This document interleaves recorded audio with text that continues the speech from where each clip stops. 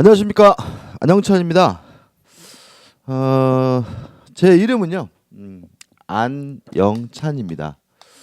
여러분하고 함께 이제 시험 볼 때까지 내년 10월에 보겠죠. 공인중개사 민법 강의를 제가 담당하고 있고요. 모두가 제 강의를 듣는 모든 분들이 모두 다 한 분도 빠짐없이 모두 합격할 수 있도록 최선을 다할 것이라고 여러분들에게 약속드리겠습니다. 자, 우리는 지금 공인중개사 민법 공부를 하려고 하는데요. 요 공인중개사를 합격하시려면 1차 시험에도 합격하고 2차 시험에도 합격하셔야죠. 같은 날 시험 보게 되는데 1차 시험은 두 과목입니다. 부동산학개론하고 민법. 그 다음 2차 시험은 시험 과목은 세 과목인데 공부는 네 과목 하셔야죠. 중개사법, 부동산 공시법, 그다음에 세법, 그다음에 뭐가 있죠? 공법. 이렇게 하셔야 되는데 일단 우리가 이제 이런 말씀을 좀 들어보셨나 모르겠는데 공인중개사 시험에서 민법이 가장 중요하다. 이런 말씀을 좀 많이 들어보셨을 것이라고 굳게 믿습니다. 제가 말하니까 좀 쑥스러운데 왜 그러냐면요. 일단 이 민법은 1차 과목입니다.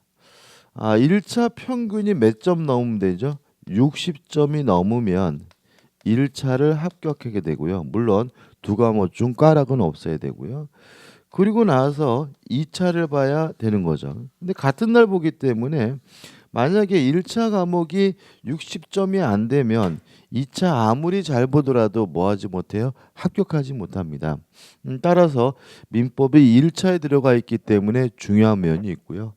두 번째 중요한 것은 요 민법은 모든 법의 기초입니다. 그래서 민법을 잘 하시게 되면 2차 과목 중개사법이다, 공시법이다, 세법이다, 공법이다. 이런 과목에 대한 기초로서 작용하기 때문에 2차 과목을 접근하는 게 대단히 뭐예요? 용이합니다. 그래서 이 두 가지 측면에서 민법은 반드시 극복해야 될 과목이고요. 어떻게 보면 공인중개사 시험에서 가장 중요한 과목이다라고 하는 것이죠. 근데 문제는 주의할 점이 있다는 거죠. 민법은 반드시 극복해야 됩니다. 근데 문제는 민법만 잘한다 그래서 뭐 하는 것은 아니죠. 합격하시는 것은 아니라는 거죠. 자, 이게 무슨 말이냐면 우리는 공인중개사 민법을 하는 것이지 사법시험 민법을 하는 것이 아니죠. 우리는요.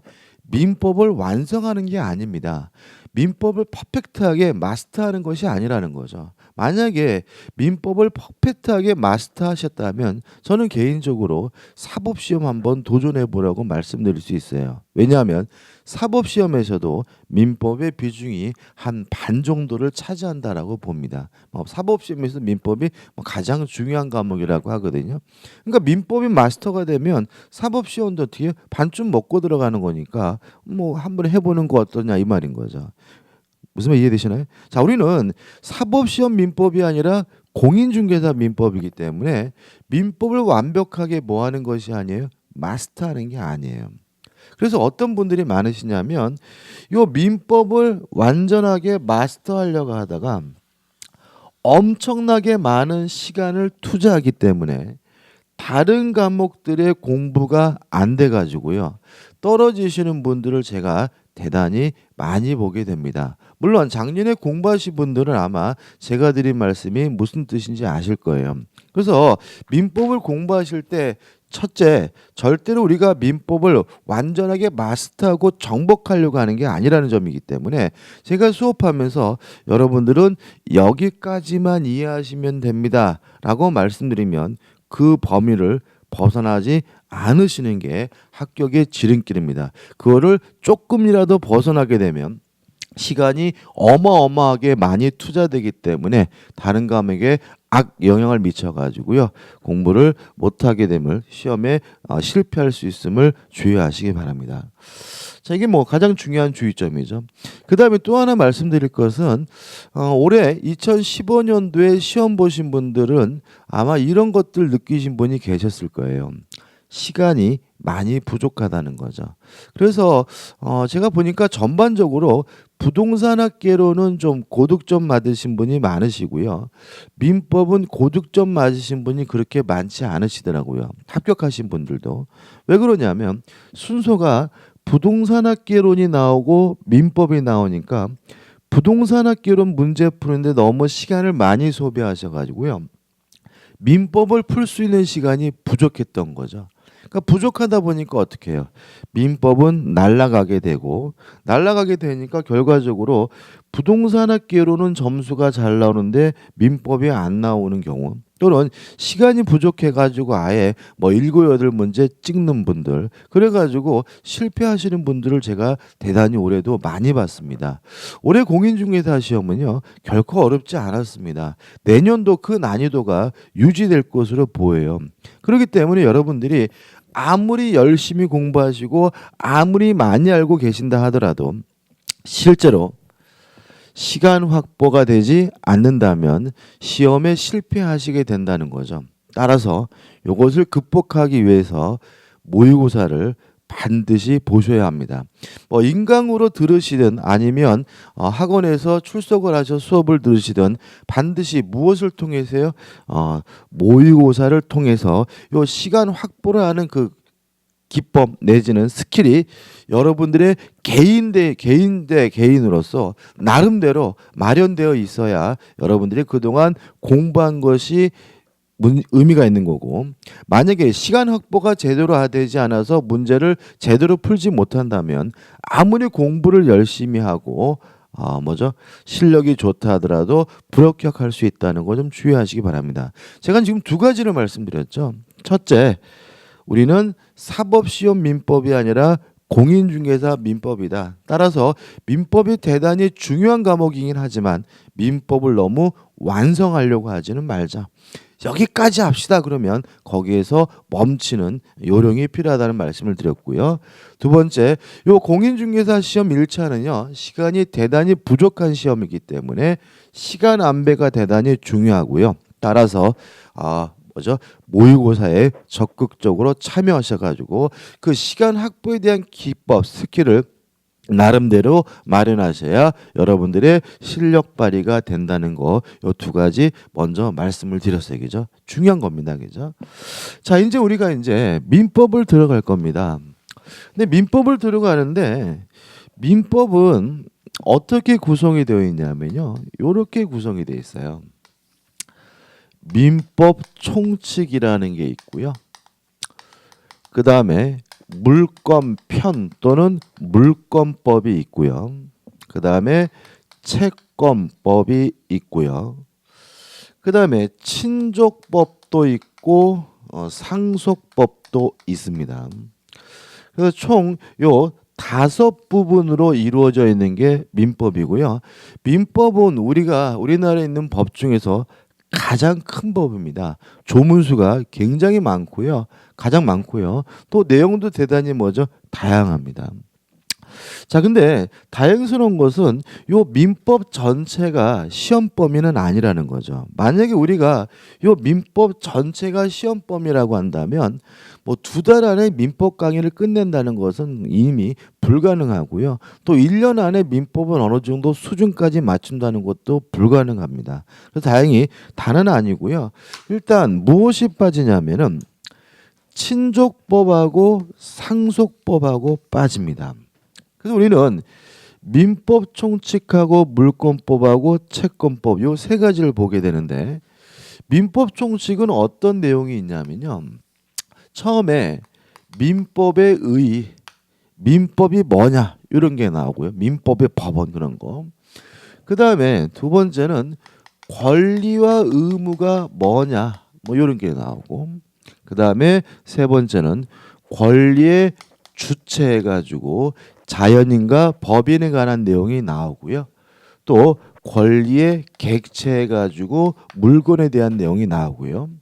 그 다음에 권리 변동이 나옵니다. 여러분 이제 민법 총칙이 끝나게 되는데요.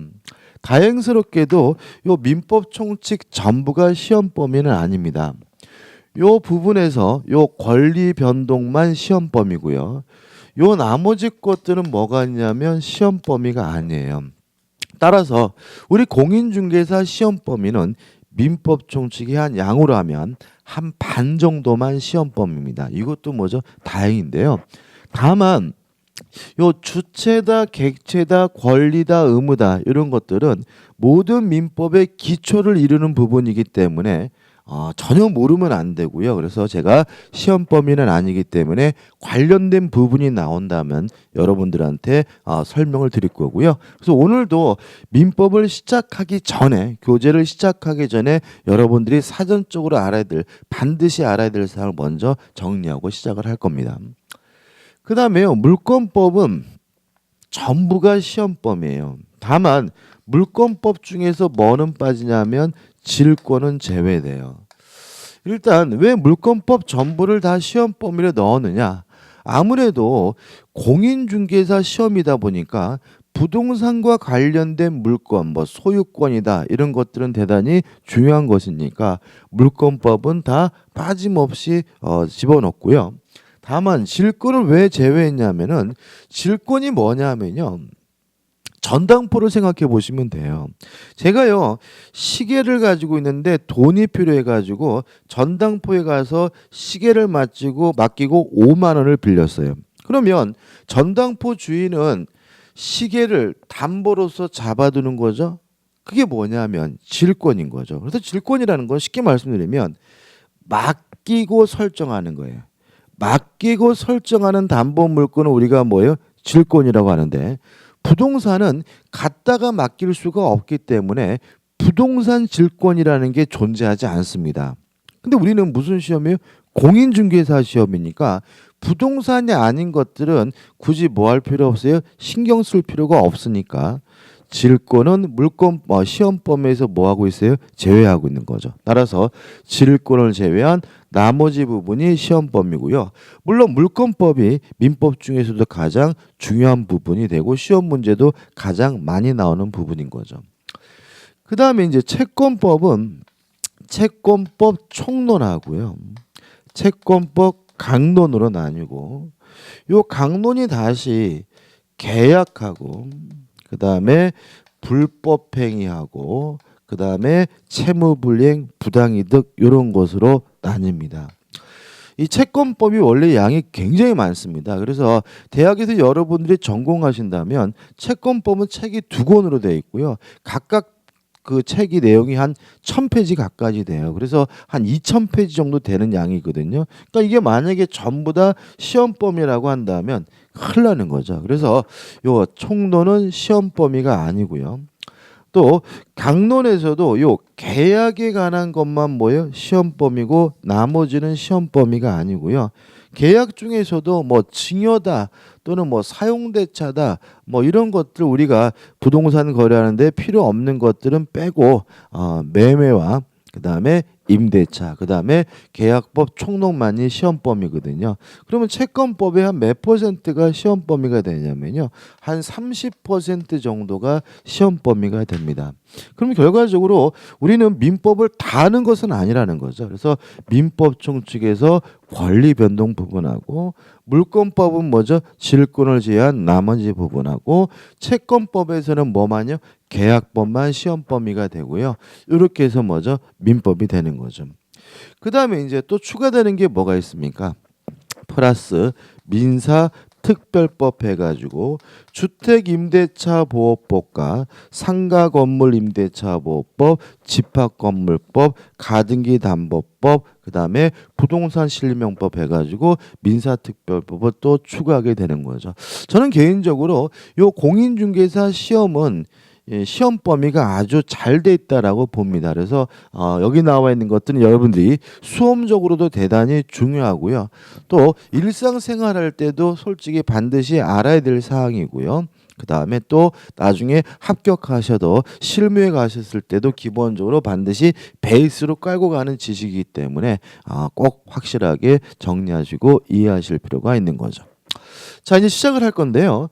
자, 시작하기 전에 시험 범위는 아니지만 교재를 보기 전에 여러분들이 먼저 정리해야 될 사항이 있어요. 시험 범위는 아니기 때문에 자세하게는 안 할 거고요. 그냥 용어 정리 차원에서 이런 말이 있구나라고 이해하시면 되고, 물론 반드시 기억해야 될 사항이기 때문에 제가 미리 말씀을 드리는 거죠. 자, 제가 무슨 말씀을 먼저 드릴 거냐면 권리 능력이라는 말을 먼저 들으려고 합니다. 원래는 이 민법 총칙의 주체에 관한 부분인데 이것도 양이 굉장히 많고 어려운 부분이긴 하지만 우리는 시험 범위가 아니기 때문에 용어 종류로서 보면 돼요. 자, 권리 변동이 뭐냐? 용어는 쉽게 이해하시면 되죠. 권리 능력이 뭐냐, 그죠? 권리를 보유할 수 있는 능력을 권리 능력이라고 한다. 이렇게 이해하시면 돼요. 그러면 이제 권리를 보유할 수 있는 능력, 가질 수 있는 능력이 권리 능력인데 누가 권리를 가질 수 있느냐? 자연인과 법인만이 권리를 가질 수가 있습니다. 다시 말하면 자연인과 법인만이 권리 능력이 있고요. 나머지 존재는 권리 능력이 없습니다. 이런 질문은 어떨까요? 예를 들어서 어떤 사람이 유언장을 쓰는데 이렇게 썼어요. 내 모든 재산을 사랑하는 강아지 뽀삐에게 준다라고 유언장을 작성했을 때 그 유언장은 무효일까요? 유효일까요? 무효입니다. 자, 왜냐하면 권리는 누구만이 가질 수 있냐면 자연인과 법인만이 가질 수 있고요. 사랑하는 강아지 뽀삐는 사람이 아닙니다. 자연인이 아닙니다. 법적으로는 뭐로 평가돼요? 물건으로 평가되거든요. 따라서 무엇을 가질 수 없어요? 권리를 가질 수 없기 때문에 아무리 유언장에다가 내 강아지에게 모든 재산을 준다라고 쓰더라도 그 유언 자체가 뭐가 돼요? 무효가 되는 거죠. 아무튼 자연인과 법인 두 가지만 뭘 가질 수 있습니까? 권리를 가질 수가 있습니다. 그 다음에 두 번째 또 기억해야 될 게 뭐냐면 의사 능력이라는 개념이거든요. 의사 능력이라는 말은 뭐냐면 스스로 의사를 결정할 수 있는 능력을 의사 능력이라고 하고요. 만약에 이러한 의사 능력이 결여가 된 사람을 우리가 의사 무능력자라고 하고요. 의사 무능력자가 법률행위라면 그 사람의 행위는 뭐가 되냐면 무효가 됩니다. 자, 그럼 여기서 무효라는 말이 뭔지를 한번 생각해 보면, 자, 매매 계약을 했는데 무효래요. 그러면 효과가 없는 거잖아요. 매매 대금 줘야 돼요? 줄 필요가 없는 거예요? 줄 필요가 없겠죠. 따라서 무효라는 말은 효과가 없는 것이니까 이행할 필요가 없는 것이고, 이행할 필요가 없다라는 말은 이행하지 않더라도 뭐 할 필요 없죠? 책임질 필요가 없다는 말을 되는 거죠. 따라서 법적으로는 의사 무능력자와 책임 무능력자는 같은 개념으로 우리 민법에서는 이해를 합니다. 따라서 의사 무능력자의 법률행위가 무효라는 말은 의사 무능력자는 자신의 행위에 대해서 뭐 할 필요 없어요? 책임질 필요가 없고요. 따라서 앞으로 우리가 책임 무능력자와 의사 무능력자는 직접 수준이 어떻게 해요? 똑같은 것을 이해한다는 거 기억해 두시기 바라고요. 그러면 누가 의사 무능력자냐? 첫째, 수면 중인 자, 자빠져 자고 있는 사람은 명백히 뭐죠? 의사 무능력자입니다. 그죠? 제가요 자고 있어요. 자고 있더라도 저는 뭐예요? 사람이니까 저에게 뭐가 있는 거죠? 권리 능력이 있는 거죠. 근데 만약에 제가 자빠져 자고 있다면 뭐 할 수는 없는 거죠? 스스로 의사를 결정할 수는 없으니까 저는 뭐가 되는 거죠? 의사 무능력자가 되는 거죠. 두 번째, 젖먹이 어린아이 유아도 명백히 뭐죠? 의사 무능력자입니다. 예를 들어서 1살 먹은 꼬마애가 있어요. 그러면 걔도 사람이니까 뭐는 있는 거예요? 권리 능력은 있는 거지만 1살 먹은 꼬마애가 스스로 뭐 할 수는 없어요? 의사를 결정할 수는 없는 거니까 그 아이는 뭐가 되는 거죠? 의사 무능력자가 되는 거죠. 그 다음에 만취자도 의사 무능력자죠. 술을 이빠이 처먹었습니다. 그래서 막 길거리에서 막 굴러다니고 있어요. 그래도 사람이니까 머리 있는 거에 권리 능력은 있는 거죠. 그렇지만 만취 상태에 빠져 있는 사람이 스스로 뭐 할 수는 없는 거죠. 의사를 결정할 수는 없는 거니까 만취자는 뭐죠? 의사 무능력자가 됩니다. 뭐 얘들은 많죠. 뭐 정신병자 쭉 나오겠죠, 그죠? 자, 근데 여기서 좀 문제가 있어요. 자, 이렇게 수업을 들으시면 이제 의문이 생기는 거죠. 그러면 몇 살부터 의사 능력이 있는 건가? 만약 여러분이 저한테 몇 살부터 의사 능력이 있는 겁니까? 라고 저한테 여쭤보신다면 저는 뭐라고 답변 드릴 수밖에 없냐면 잘 모르겠다라고 답변 드릴 수밖에 없어요. 왜냐하면 요거는 사람에 따라 다르기 때문에요. 예를 들어서 7살 먹은 꼬마예요. 근데 그 아이가 똘똘하다면 천재라면 의사 능력이 있을 수 있는 거죠. 17살 먹은 사람이에요. 근데 이 친구가 띨띨해 약간 신내가 좀 나요. 그렇다면 17살 먹었더라도 뭐가 없을 수 있는 거예요? 의사 능력이 없을 수가 있는 거죠. 그죠? 만취자도 마찬가지죠. 얼마나 술을 많이 먹어야 만취자입니까? 그럼 제가 뭐라 그랬어요? 잘 모르겠습니다. 왜냐하면 사람에 따라 다른 거죠. 술을 잘 드시는 분이라면 많이 먹어도 아직 만취자가 아닐 수도 있고요. 저처럼 술을 못 먹는 사람은 조금만 먹어도 뭐 할 수 있어요? 만취자일 수 있는 거죠. 따라서 이 의사 무능력이라는 제도는 이랬다 저랬다예요. 케이스 바이 케이스예요. 사람에 따르고 때에 따라 다르기 때문에 이걸 우리 민법에서 규정할 수는 없는 겁니다.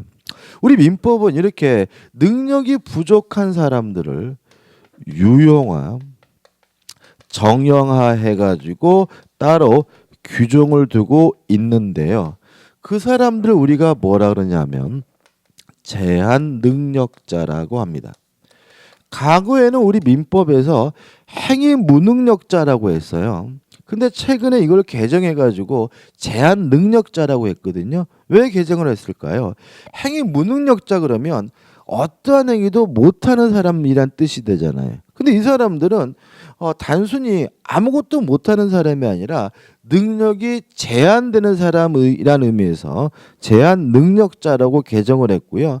제한 능력자가 법률행위라면 그 행위는 뭐 할 수 있냐면 취소하는 것이 가능해요. 그럼 누가 제한 능력자냐? 세 가지를 기억해 두시는데 첫째, 미성년자는 제한 능력자입니다. 따라서 미성년자가 법률행위라면 뭐 할 수 있습니까? 취소할 수가 있고요. 기준은 19살 미만입니다.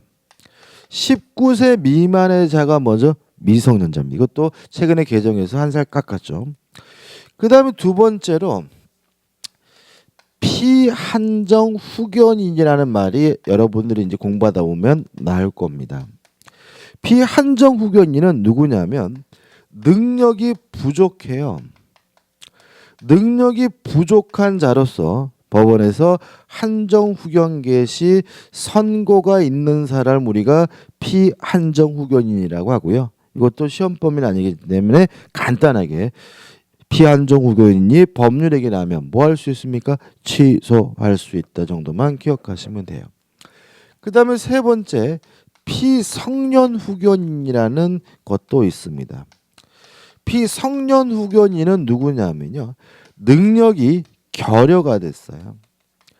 능력이 결여가 돼서 법원에서 성년 후견 개시 선고가 있는 사람을 우리가 피성년 후견인이라고요. 피성년 후견인의 행위도 뭐 할 수 있습니까? 취소할 수가 있습니다. 조금씩 구체적으로 내용이 다 다르긴 한데 시험 범위는 아니니까 이런 사람들이 뭐예요? 제한 능력자고 제한 능력자가 법률행위라면 뭐 할 수 있어요? 취소할 수 있다는 정도까지 좀 기억해 두시기 바라고요. 이 부분은 시험 범위는 아니지만 우리가 앞으로 민법을 공부하기 위해서 반드시 필요한 부분이니까 제가 말씀드린 것까지는 꼭 반드시 숙지하시기 바랍니다.